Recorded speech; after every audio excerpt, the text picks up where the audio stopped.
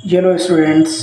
आज हम बात करेंगे वह प्रेजेंट टेंस का जो दूसरा जो टॉपिक है वह है प्रेजेंट कंटिन्यूअस टेंस। पहली क्लास में हमने बात की थी सिंपल प्रेजेंट टेंस की। पहली जो क्लास हुई थी उसमें हमने बात की थी सिंपल प्रेजेंट टेंस के बारे में।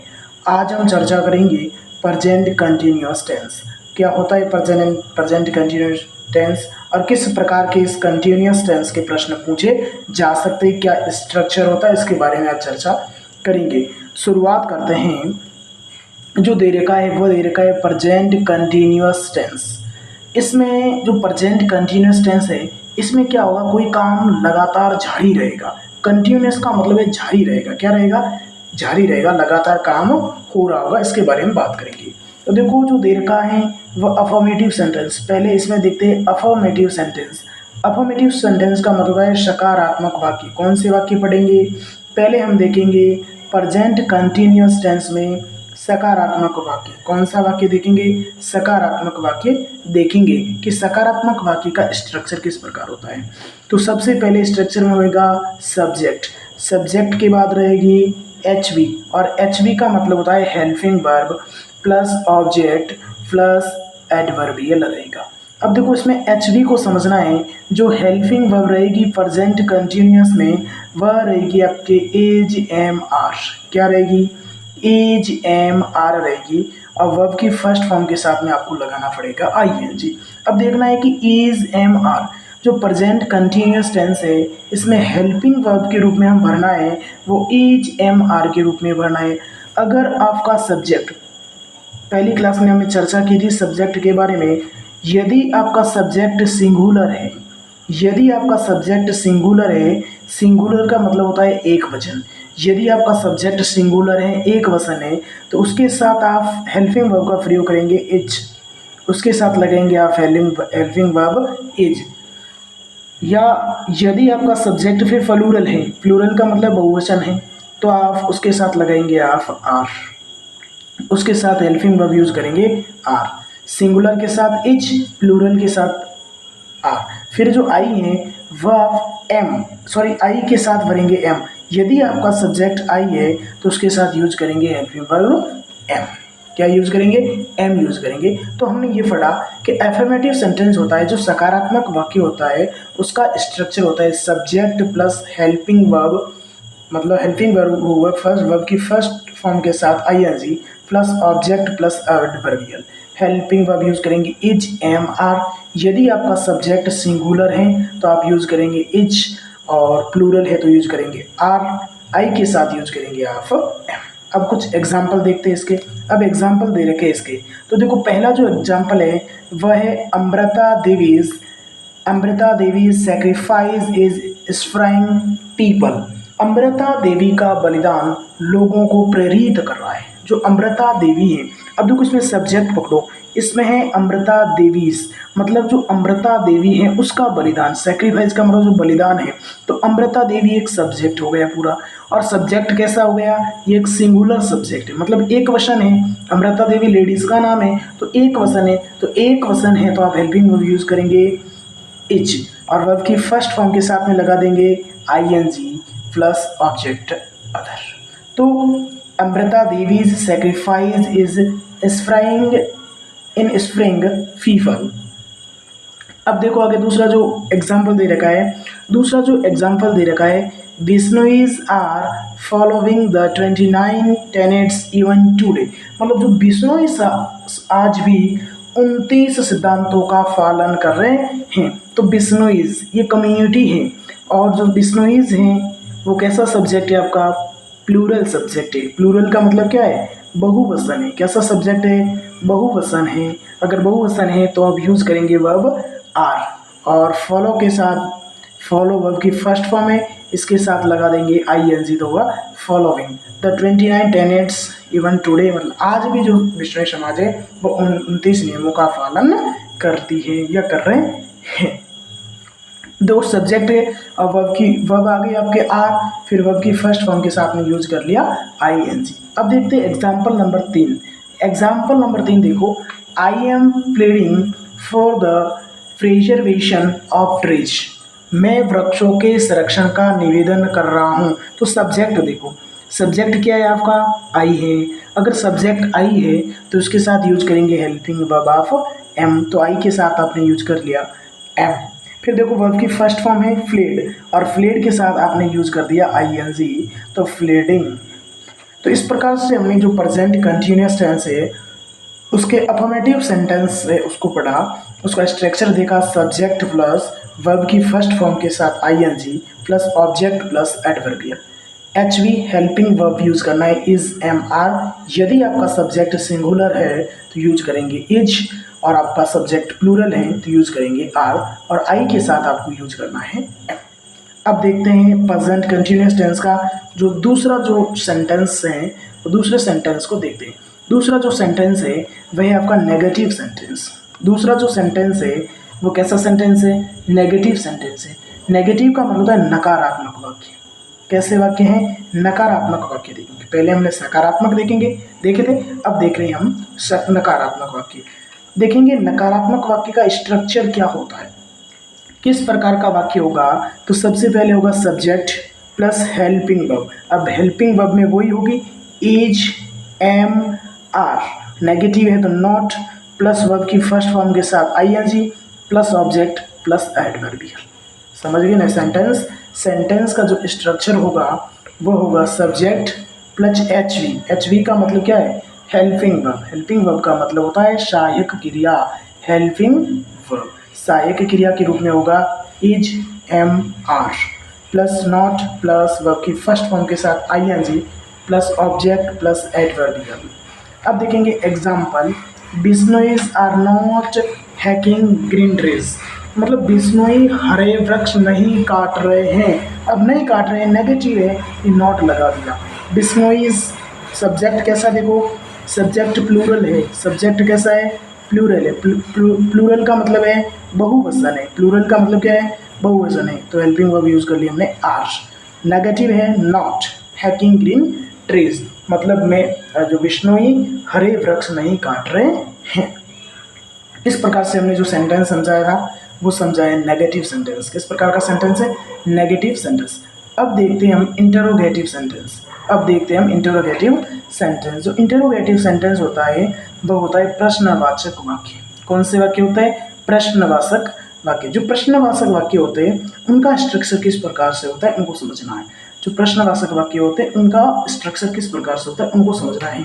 पहला दे रखा है H V.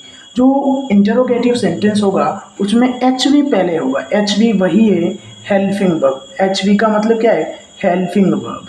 Helping verb use होगी इस टेंस में is am are. Helping verb use होगी is am are plus subject plus verb की फर्स्ट फॉर्म के साथ ING plus object plus adverbial. समझ गए। इसका स्ट्रक्चर होगा H V is am are plus subject plus verb की फर्स्ट फॉर्म के साथ ING plus object plus adverbial और क्वेश्चन मार्क हो जाएगा। देखते example, are people getting inspiration from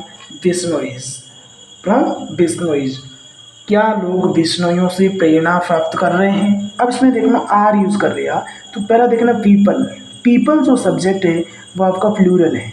people जो सब्जेक्ट है वो कैसा आपका प्लूरल है, मतलब बहुवचन है, और प्लूरल है तो यूज करेंगे ये एच वी है आपके हेल्पिंग वर्ब है, और प्लूरल के साथ यूज करेंगे हम आर। अब देखते हैं चौथा जो सेंटेंस का टाइप है वह आपके negative interrogative.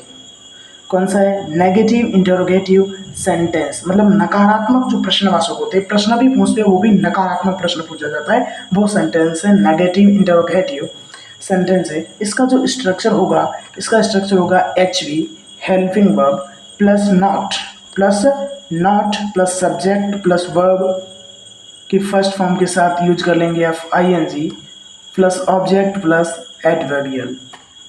M not I asserting you these days। Example देखो, am not I asserting you these days का मतलब है क्या इन दिनों मैं आपकी सहायता नहीं कर रहा हूँ। क्या इन दिनों मैं आपकी सहायता नहीं कर रहा हूँ, नॉट आ गया। अब देखो आई, अब जो हेल्पिंग वर्ब यूज करेंगे वो इस आई को देख के करने हैं कि आई आपका सब्जेक्ट है तो आई के साथ आप यूज करेंगे एम। इस प्रकार से हमने जो प्रेजेंट कंटिन्यूअस टेंस है, इस प्रेजेंट कंटिन्यूअस टेंस को देखा कि किस प्रकार के सेंटेंस और पूछे जाते हैं और इस सेंटेंस के प्रकार को देखा। अब हम देखेंगे जो प्रेजेंट कंटिन्यूस टेंस है, इस टेंस के यूजेस किस प्रकार है और कौन कौन से यूजेस हैं इस टेंस के, उसको हम देखने की क्या करेंगे, कोशिश करेंगे। जो प्रेजेंट कंटिन्यूस टेंस के यूज है, देखो पहला जो यूज दे रखा है, तो पहला यूज को समझो। पहला दे रखा है actions continue at the time of speaking. ये वेरी इंपॉर्टेंट कथन है, वेरी इंपॉर्टेंट यूज है इसके बारे में। पहला जो यूज है इसको समझना है। पहला यूज है कि action continue at the time of speaking, उन कार्यों के साथ जो बोलते वक्त कंटिन्यू है। एक्शंस वह कार्य, कंटिन्यू जो जारी है, at the time of speaking उन कार्यों के लिए करेंगे जो स्पीकिंग का मतलब बोलते वक्त जारी है। ऐसे कार्य जो हम बोल रहे हैं उसी समय जारी काम हो रहा है, तो उसके साथ यूज कर लेंगे हम कौन सा टेंस, प्रेजेंट कंटिन्यूअस टेंस। देखते हैं इस टेंस सेंटेंस, देखते हैं इस प्रकार का। She is listening to the news at this time. She is listening to the news at this time. देखो हमें पता चलेगा इससे, एट दिस टाइम का मतलब इस समय, सी है ना, वह न्यूज सुन रही है, इस समय वह न्यूज सुन रही है।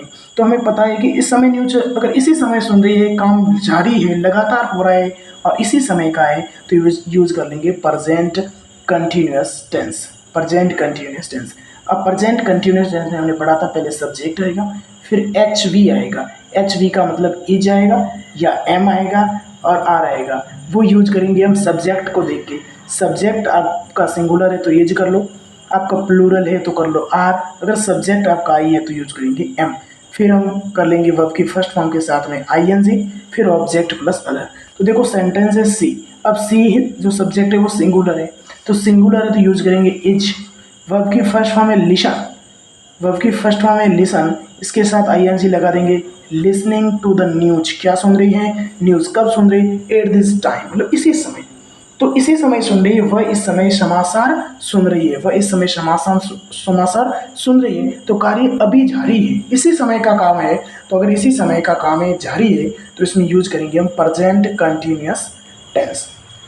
अब देखते हैं दूसरा इसका यूजेस देखते हैं। दूसरा जो यूजेस है, actions continue presently.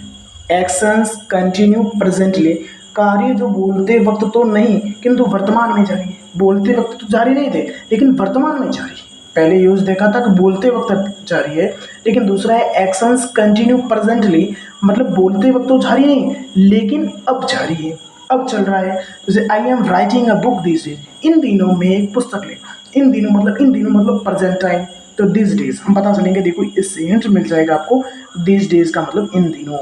I am writing a book, मैं क्या कर रहा हूँ, इन दिनों पुस्तक लिख रहा हूँ। तो आई आपका सब्जेक्ट है, आई है तो इसके साथ यूज कर लेंगे हम एम।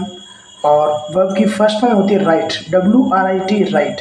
राइट के साथ आपने यूज कर दिया ING, तो वो हो गया writing. I am writing a book, मैं बुक लिख रहा हूँ। कब, दिस डेज, इन दिनों। तो यूज कर लेंगे हम इन दिनों है, तो ये present continuous tense, present continuous tense हो जाएगा। अब देखो आगे तीसरा use, definite plan action in near future.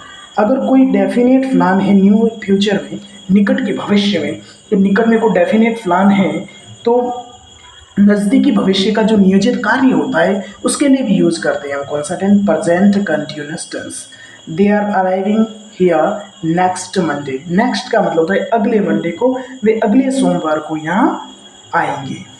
They are arriving here, या आएंगे। अब देखो दे सब्जेक्ट है, दे आपका सब्जेक्ट है और कैसा है, प्लूरल है, तो प्लूरल के साथ आप यूज कर लेंगे आर। प्लूरल के साथ आप यूज करेंगे are. They are arriving here next Monday, वे अगले सोमवार यहाँ आएंगे। अब चौथा जो यूज है वह देखेंगे, when the following verbs indicate change of present state situation. जो ऐसे जो वर्ब हैं जो प्रेजेंट को इंडिकेट करती हैं, उनके साथ हमेशा आप यूज कर लेंगे प्रेजेंट कंटिन्यूअस टेंस। जैसे बिकम, टर्न, गेट, गो, ग्रो, टेक। इसका एग्जाम्पल देख लेते हैं। Water is slowly turning into ice. Water is slowly turning into ice, जल धीरे धीरे बर्फ में परिवर्तित हो रहा है। जो जल है वाटर, वो बर्फ में परिवर्तित हो रहा है। तो जो वाटर है वो कौन कैसा सब्जेक्ट है, सिंगुलर है, मतलब अनकाउंटेबल है। देखो नाउन, देखो अनकाउंटेबल नाउन है, और जो अनकाउंटेबल होती है वो हमेशा कैसी होती है, सिंगुलर मानी जाती है। सिंगुलर सब्जेक्ट है तो उसके साथ यूज करेंगे हम इज का। कौन सी हेल्पिंग वर्ब यूज करेंगे, इज हेल्पिंग वर्ब यूज करेंगे। इस प्रकार से हमने इस क्लास में देखा प्रेजेंट कंटिन्यूअस टेंस के टाइप देखे, किस प्रकार से प्रेजेंट कंटिन्यूअस टेंस का जो परिचय होता है, इंट्रोडक्शन है, वो देखा। फिर देखा हमने प्रेजेंट जो कंटिन्यूअस टेंस है इसके यूजेस किस प्रकार से होते हैं। अब हम अगली क्लास में जो प्रेजेंट टेंस का जो तीसरा प्रकार होता है वो देखेंगे, present perfect tense. Thank you, धन्यवाद।